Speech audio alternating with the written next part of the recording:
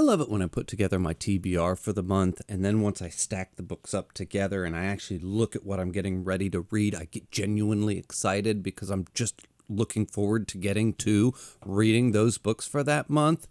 That's this month.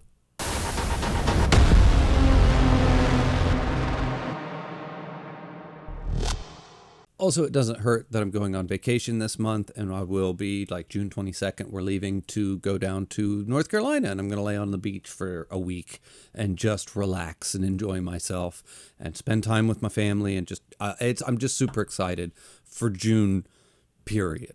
Anyway, today we're going to do the TBR for the month of June. I'm going to start with the books that I'm going to be reading in June, and then I will move on to the Patreon pick for the month of June. And last but not least, I will be talking about the manga that I will be reading for the month of June. And this month, there is a special focus on female authors. I put out, last week, a video called 10 female authors that I really want to read because I just want to put a focus. I have a little blind spot for female authors. I just don't read a bunch of them, and I would like to kind of fill in that blind spot. So I put that video out there.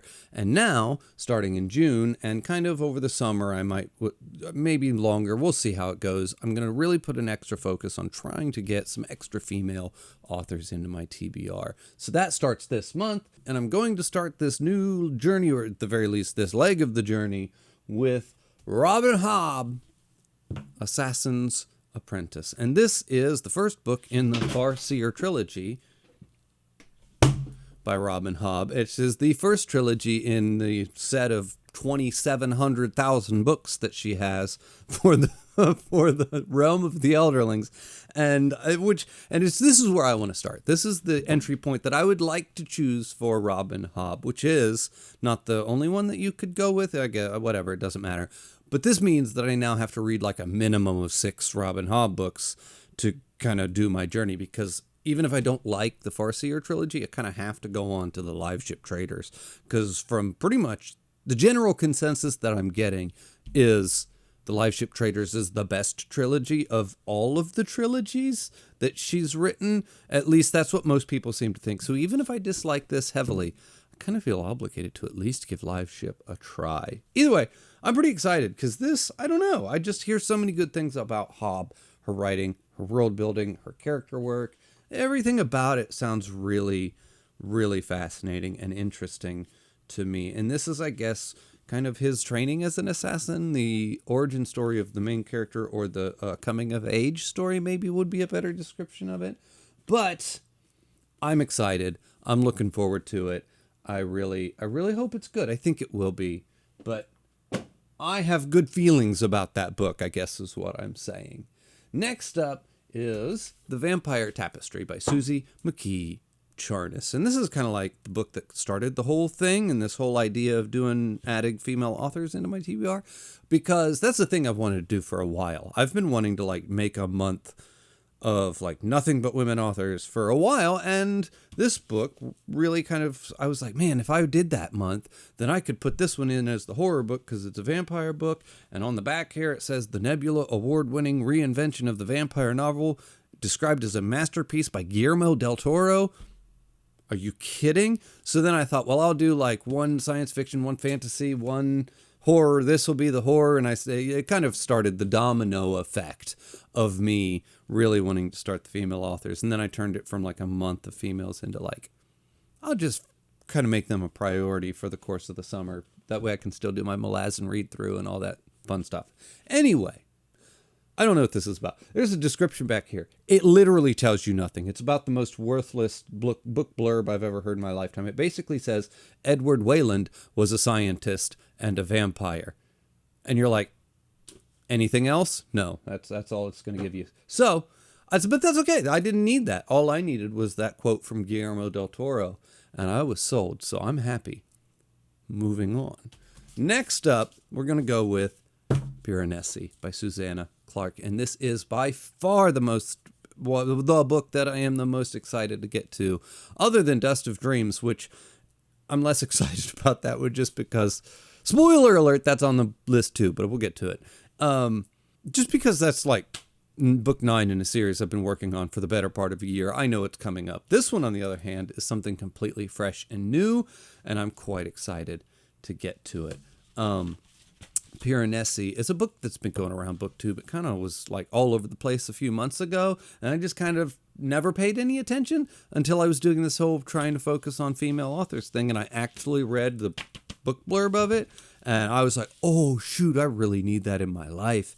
It's like Piranesi lives in a house, and there's like an ocean on the bottom floor, and it storms up the staircases, and he studies the house, and there's one other person that lives there, and they are studying a secret knowledge, but Piranesi learns that there might be yet another person in the house. I don't know, it just sounds amazing.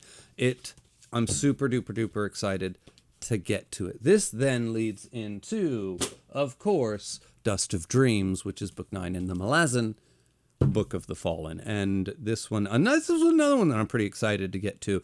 Just one of the reasons is because it's so divisive. I hear so many bad things about Dust of Dreams, and I want to know why it's like the slog that you have to get through to get to the good one, which is the last one or something. But then again, I thought Reaper's Gale was a little bit of a slog, at least the first half of that one.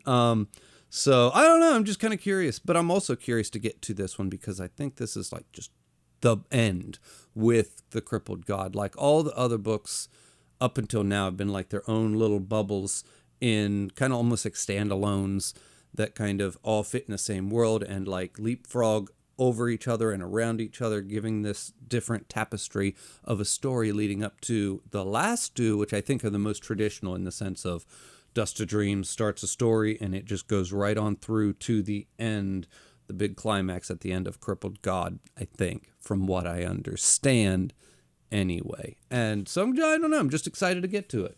I'm not even done with Toll the Hounds yet. I was somewhere 600 and something of Toll the Hounds, and it's a 1,000-page book. So we'll see. I'll definitely have that done by the end of this month, though. Ironically, I think I will not read this one in one go. I think I'll read part of this, then I think I'm going to stop reading it so I can read Piranesi, and then when I'm done with Piranesi, I think I'll come back to this one. Just because the way the month falls and where my vacation falls, I think Piranesi is the one I want to take on vacation with me. I think this feels like the right book, the right vibe for laying on a beach and just relaxing. It's a nice little book. It's not stressful. It's not long. It's not going to be hard to get through. I think it'll be just the better pick for my vacation book. I normally take a book, sometimes two, on vacation with me, although I almost never read them because I'm the kind of person who's like, I'm relaxing on my vacation. I'm down on the beach laying down, and I actually, my reading slows down when I'm on vacation instead of picks up. I know some people go on vacation and they read more. I go on vacation and I read less because I don't know. It's just how not just how I'm wired, I guess. Anyway, next up, we're going to do the Patreon pick for the month of June, and that would be Only Forward by Michael Marshall Smith, and that was picked for me by the patron Liam.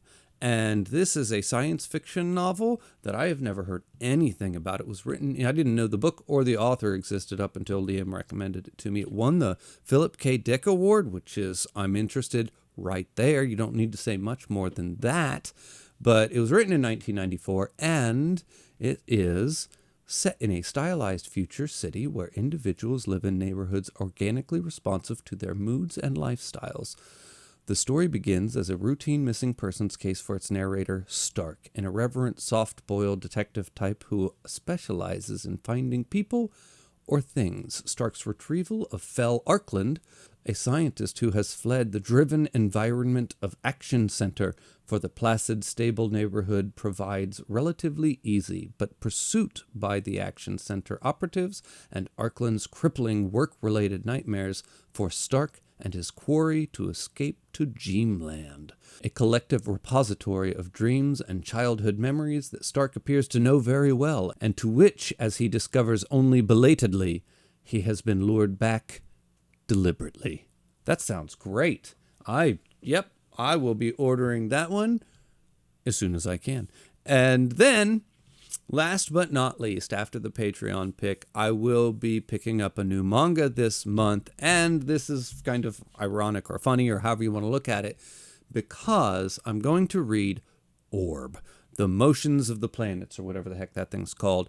And that was, once again, another manga that was nominated. That was actually nominated for the month of June for the Patreon pick. It lost to Only Forward, but Max 13, the patron who nominated Orb, has nominated this probably 2 or 3 months in a row for me to read, and it just keeps losing. And the more I see it on the Patreon pick, and the more I see it out in the wild, and I see stuff about it, I kind of have actively avoided it because there's a lot of like essays, video essays and stuff like that people want to do about it. And I've noticed that Orb seems to be kind of like a phenomenon that's taking over the anime and manga space, kind of like Freerun did. And I'm just, between him nominating it and between me seeing all these video essays wanting to talk about it, and it seems like it just kind of burned through and it took over. It just piqued my interest to the point where I'm tired of it losing. I'm tired of waiting for it to win the Patreon pick. I will just go ahead and I'll just read it. I guess that's a good thing about repeatedly nominating things. I don't know if that's how that works. Either way, it just happened to be picked up both by the Zeitgeist and by my patron, and it caught my interest. So there's that. I'm also almost done with Inuyasha. I have like 2 volumes left of that to go. And I really want to get done with Inuyasha. I got like the next week to focus on it. And then I can order that Orb, and at least, I don't know, between Inuyasha and Orb, I don't know if I will, how far I'll get into Orb is what I'm saying next month when I go to read it. But I'm going to, at the very least, get it started. And I might even like kind of work my way through the anime too, because Max kind of acted like that might be the way to go, although I'm a stickler for the written word, so I'll probably at least start with the manga and maybe do both. We'll see. Anyway, everybody, I think I'll shut up now. As always, everybody, the link for my Patreon's in the description below. The link for my Discord's in the description below. Thank you for watching, and I'll see you next time.